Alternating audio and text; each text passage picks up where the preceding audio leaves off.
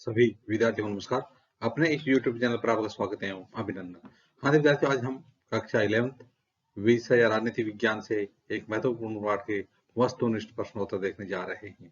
तो आज की हमारी कक्षा रहेगी 11th विषय रहेगा राजनीति विज्ञान और आज का हमारा पाठ रहेगा भारतीय संविधान में अधिकार। तो शुरू करते हैं विद्यार्थियों आज का वीडियो। आज के पाठ का पहला प्रश्न है, निम्नलिखित प्रत्येक कथन के बारे में बताएं कि वह सही है या गलत। यानी जो आपको कथन दिए गए हैं उनके बारे में बताना कि यह कथन सही है या गलत। तो पहला कथन है कि अधिकार पत्र में किसी देश की जनता को हासिल अधिकारों का वर्णन रहता है। तो क्या यह सही है कि अधिकार पत्र में किसी देश की जनता को हासिल अधिकारों का वर्णन रहता है? तो बिल्कुल सही है यह कथन। तो इसलिए यह है कथन सही होगा कि अधिकार पत्र में किसी देश की जनता को हासिल अधिकारों का वर्णन रहता है। अगला कथन है, अधिकार पत्र व्यक्ति की स्वतंत्रता की रक्षा करते हैं। क्या अधिकार पत्र होते हैं वो व्यक्ति की स्वतंत्रता की रक्षा करते हैं? तो यह कथन भी बिल्कुल सही होगा कि हाँ, अधिकार पत्र व्यक्ति की स्वतंत्रता की रक्षा करते हैं। अगला कथन है, विश्व के हर देश में अधिकार पत्र होता है। क्या संसार के प्रत्येक देश में अधिकार पत्र होता है? तो यह जरूरी नहीं है। कुछ तानाशाह देश होते हैं वहां पर अधिकार पत्र नहीं होता है। तो यह कथन हो जाएगा असत्य कथन हो जाएगा कि विश्व के हर देश में अधिकार पत्र होता है, यह गलत है। हाँ जी विद्यार्थी, अब देखते हैं आज की पाठ का अगला प्रश्न है, निम्नलिखित में से कौन मौलिक अधिकारों का सबसे सटीक वर्णन है? तो यानी आपको जो कथन दिए गए हैं इनमें से देख के आपको बताना है कि इनमें से कौन सा मौलिक अधिकारों का सबसे सटीक वर्णन करता है। क, किसी व्यक्ति को प्राप्त समस्त अधिकार है, कानून द्वारा नागरिक को प्रदत्त समस्त अधिकार। ग, संविधान द्वारा प्रदत्त और सुरक्षित समस्त अधिकार। घ, संविधान द्वारा प्रदत्त वे अधिकार जिन पर कभी प्रतिबंध नहीं लगाया जा सकता। तो अगर निम्नलिखित में कौन सा मौलिक अधिकारों की बात कर रहा है कि मौलिक अधिकारों का सबसे सटीक वर्णन कौन सा कथन करता है? तो इसमें हो जाएगा उत्तर आ जाएगा ग, संविधान द्वारा प्रदत्त मूल अधिकार होते हैं वो संविधान द्वारा प्रदत्त होते हैं और सुरक्षित होते हैं, वो सारे अधिकार मौलिक अधिकार कहलाते हैं। तो इसका उत्तर हो जाएगा संविधान द्वारा प्रदत्त और सुरक्षित समस्त अधिकार मौलिक अधिकारों की श्रेणी में आते हैं। अगला प्रश्न है विद्यार्थियों, निम्नलिखित स्थितियों को पढ़ें। यानी जो स्थितियां दी गई हैं उनको पढ़ना है। प्रत्येक स्थिति के बारे में बताएं कि किस मौलिक अधिकार का उपयोग या उल्लंघन हो रहा है और कैसे। तो आपको जो स्थितियां उनको पढ़ना है और पढ़ने के बाद में बताना है कि इसमें किस मौलिक अधिकार का उपयोग हो रहा है या किस मौलिक अधिकार का उल्लंघन हो रहा है और उल्लंघन हो रहा है तो कैसे उल्लंघन हो रहा है। तो देखिए विद्यार्थियों, क, राष्ट्रीय एयरलाइन के एक चालक परिचालक दल के ऐसे पुरुषों को जिसका वजन ज्यादा है नौकरी में तरक्की दी गई, लेकिन उनकी ऐसी महिला सहकर्मियों को दंडित किया गया। यानी राष्ट्रीय एयरलाइन के जो चालक परिचालक दल के सदस्य थे उनमें पुरुषों को जिनका वजन ज्यादा है नौकरी में तरक्की दे दी गई, पदोन्नति कर दी गई जिनका वजन है ज्यादा है। लेकिन ऐसी महिला यानी जिनका महिला का वजन ज्यादा था तो ऐसी महिला सहकर्मियों को दंडित किया गया। तो जिनका वजन बढ़ गया था तो आपको बताना है कि इसमें किस मौलिक मौलिक जो अधिकार है उसका उल्लंघन हो रहा है। तो देखिए विद्यार्थियों, इस दशा में समानता के मूल अधिकारों का उल्लंघन हो रहा है क्योंकि संविधान के अनुच्छेद 16 के अनुसार राज्य के अधीन किसी नियोजन या नियुक्ति से संबंधित विषयों में सभी नागरिकों के लिए समान अवसर की समानता होगी। तो अनुच्छेद 16 कहता है कि राज्य के अधीन किसी नियोजन या नियुक्ति से संबंधित विषयों में सभी नागरिकों के लिए समान अवसर की समानता होगी। तो यहाँ पर समानता का अधिकार है उसका उल्लंघन हो गया। क्यों?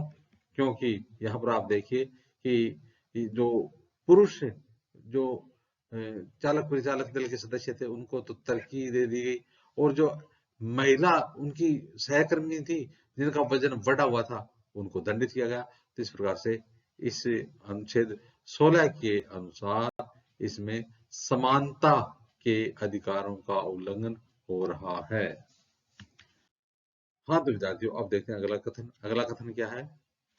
अगला कथन है, एक निर्देशक एक डॉक्यूमेंट्री फिल्म बनाता है जिसमें सरकारी नीतियों की आलोचना है। तो क्या एक निर्देशक है वो डॉक्यूमेंट्री फिल्म बना सकता है जिसमें सरकारी नीतियों की आलोचना हो? तो देखिए विद्यार्थियों, इस स्थिति में अभिव्यक्ति की स्वतंत्रता के मौलिक अधिकार का उपयोग हो रहा है।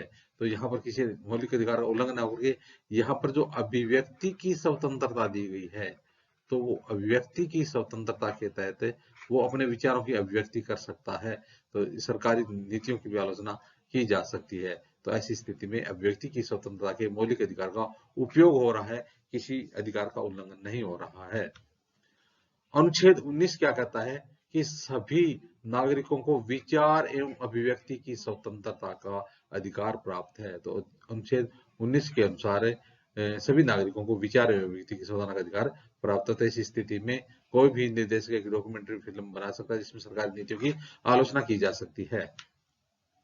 गह एक बड़े बांध के कारण विस्थापित हुए लोग अपने पुनर्वास की मांग करते हुए रैली निकालते हैं। तो क्या एक किसी कारणवश जो विस्थापित किए जा रहे लोग हैं वो अपने पुनर्वास की मांग करते हुए रैली निकाल सकते हैं? देखिए विद्यार्थियों, इस स्थिति में अनुच्छेद 19 के नागरिकों को प्रदत्त शांतिपूर्ण सम्मेलन करने की स्वतंत्रता का उपयोग हो रहा है। तो यानी वो रैली निकाल रहे हैं तो वो तो शांतिपूर्ण रैली निकाल रहे हैं, तो इस प्रकार से शांतिपूर्ण सम्मेलन या रैली निकाली जा सकती है। तो इसमें किसी जो अधिकार है या किसी स्थिति का उल्लंघन नहीं हो रहा है। घ आंध्र सोसाइटी आंध्र प्रदेश के बाहर तेलुगु माध्यम के विद्यालय चलाती है। तो क्या कोई सोसाइटी है वो अपने राज्य के बाहर या अपने क्षेत्र के बाहर किसी भी माध्यम से कोई विद्यालय संचालित कर सकती है, और कर सकती है तो किस अधिकार के तहत कर सकती है? तो देखिए विद्यार्थियों, इस स्थिति में अल्पसंख्यकों के अधिकारों का उपयोग हो रहा है। तो अल्पसंख्यक जो भी भाषी हैं वो अपने अधिकारों का प्रयोग करके और इस प्रकार के विद्यालय संचालित कर सकते हैं। तो इस स्थिति में अल्पसंख्यकों के अधिकारों का उपयोग हो रहा है। संविधान के अनुच्छेद 30 के अनुसार अल्पसंख्यकों को अपनी शिक्षण संस्थाएं स्थापित करने का अधिकार है। तो इस प्रकार से वो देश में कहीं पर भी अपनी शिक्षण संस्थाएं स्थापित कर सकते हैं। हाँ तो विद्यार्थियों, अब देखते हैं आज के पाठ का अगला प्रश्न क्या है। अगला प्रश्न है, निम्नलिखित में से कौन सांस्कृतिक और शैक्षिक अधिकारों की सही व्याख्या है?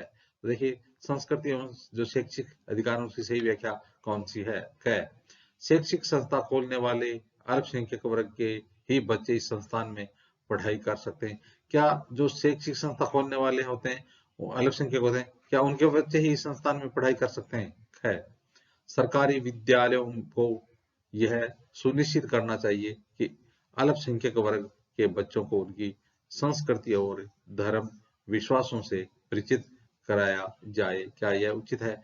ग भाषाई और धार्मिक अल्पसंख्यक अपने बच्चों के लिए विद्यालय खोल सकते हैं और उनके लिए इन विद्यालयों को आरक्षित कर सकते हैं। घ तो देखिए विद्यार्थियों, इसमें यह कह रहा है कि निम्नलिखित कौन संस्कृति और शैक्षिक अधिकारों का सही व्याख्या है? तो देखिए, भाषाई और धार्मिक अल्पसंख्यक वो अपने बच्चों के लिए विद्यालय खोल सकते हैं और उनके लिए इस प्रकार के विद्यालयों को आरक्षित कर सकते हैं। तो इस प्रकार से यानी इनमें से कौन सा संस्कृति और शैक्षिक अधिकारों की सही व्याख्या है? तो इसका उत्तर हो जाएगा भाषाई धार्मिक अल्पसंख्यक अपने बच्चों के लिए विद्यालय खोल सकते हैं और उनके लिए इन विद्यालयों को आरक्षित कर सकते हैं। हाँ तो विद्यार्थियों, देखें आज के पाठ का अगला प्रश्न है, इनमें कौन मौलिक अधिकारों का उल्लंघन हो रहा है और क्यों? देखिए, इनमें से कौन कौन से ऐसे कथन है जिसमें मौलिक अधिकारों का उल्लंघन हो रहा है और उल्लंघन हो रहा है तो क्यों हो रहा है? क न्यूनतम देय मजदूरी नहीं देना, यानी न्यूनतम देय मजदूरी वो नहीं दी जाती है तो यह शोषण के विरुद्ध संवैधानिक अधिकार का उल्लंघन होगा। यदि किसी को न्यूनतम मजदूरी नहीं दी जाती है तो शोषण के विरुद्ध संवैधानिक अधिकार उसका उल्लंघन माना जाएगा।